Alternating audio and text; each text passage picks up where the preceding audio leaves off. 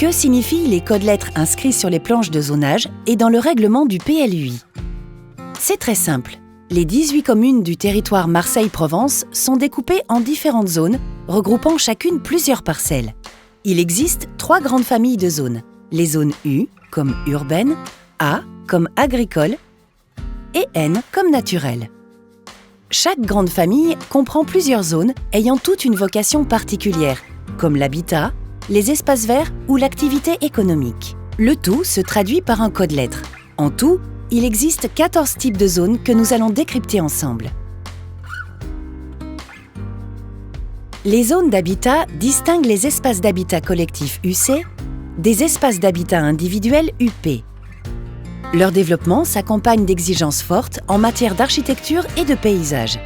Certains secteurs d'habitat pavillonnaire ou intermédiaire sont éloignés des centres urbains, des emplois et des services. Ils se trouvent en frange, à la limite entre ville et nature. Leur classement en zone UM indique la nécessité de bien en maîtriser l'urbanisation. Les centres-villes occupent une place particulière, notamment en termes de patrimoine, qu'il s'agit de sauvegarder et de valoriser. La zone UA est dédiée au centre-ville de Marseille, alors que le zonage UB permet de réglementer ceux des autres communes et les noyaux villageois marseillais. Les industries, les activités artisanales et logistiques, les bureaux et les zones commerciales sont rassemblés sur des secteurs classés en zone UE, permettant notamment le développement d'activités extensives. Certaines activités spéciales, comme l'aéroport ou le grand port maritime de Marseille, participent au rayonnement du territoire. Elles font l'objet d'un classement spécifique en zone UES. Enfin, tout ce qui relève de l'hébergement touristique, hôtels, camping, parcs résidentiels, est situé en zone UET.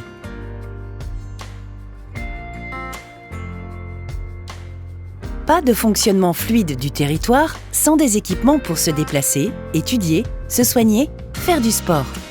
Tous sont classés en zone UQ.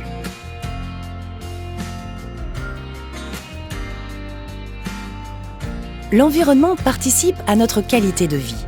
Qu'il soit urbain, naturel ou agricole, il fait l'objet de règles précises, destinées à le protéger et à le mettre en valeur. Les espaces verts, classés UV, assurent des fonctions paysagères, écologiques et récréatives importantes en ville.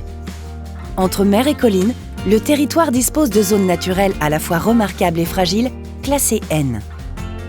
Enfin, les zones agricoles, classées A, concernent les terres agricoles et les bâtiments nécessaires à leur exploitation.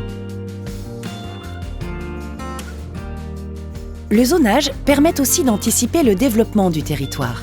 Les grands projets urbains en cours, comme Euroméditerranée, font l'objet d'un classement en zone spécifique SU.